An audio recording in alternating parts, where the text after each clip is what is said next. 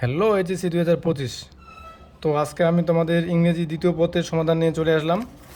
আমাদের এটা শুধুমাত্র দিনাজপুর বোর্ডের জন্য, তো তোমরা মিলিয়ে নাও। 1 নম্বরে আমাদের প্রথমে এ নাম্বারটা ফ্রম, বি নাম্বারটা from, C number of, D number of, E number of, F number of, G number for, S number in, I number about, J of.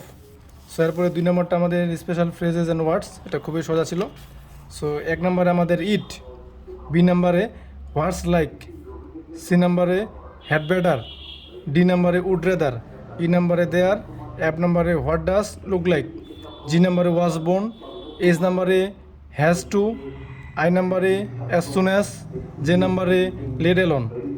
So এরপরে আমরা 3 নম্বরটা সমাধান না করে 4 নম্বরটা আমাদের যে রাইট ফর্ম অফ ভার্বস আছে এটা এখন আমরা সমাধান করব। দেখো 4-এর এ নাম্বারটা কেম, বি নাম্বারটা লস্ট, সি নাম্বারটা ওয়াজ কমিটেড, ডি নাম্বারটা রিকালেক্ট, ই নাম্বারটা being, F number drew, G number was impressed, S number showing, I number took, J number to win, K number came, L number laughed, M number left, N number হচ্ছে cherished.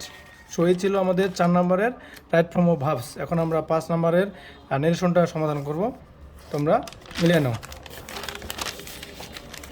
So প্রথমে আমাদের the nobleman respectfully asked Sheikh সাদি why he was putting up the food in her pocket and again asked why he did not eat.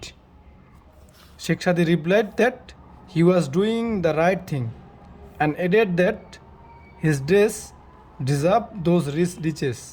The nobleman said that he did not understand what he meant to say and apologized. এটা দিতে পারি অথবা আমরা হি was sorry এটা দিতে পারি। এই দুইটার মধ্যে যে কোনো একটা হবে আমাদের। সো এই ছিল 1, 2, 4, 5-এর সমাধান। আমি এরপরে বাকি সব সমাধান দেওয়ার চেষ্টা করব। ধন্যবাদ সবাইকে।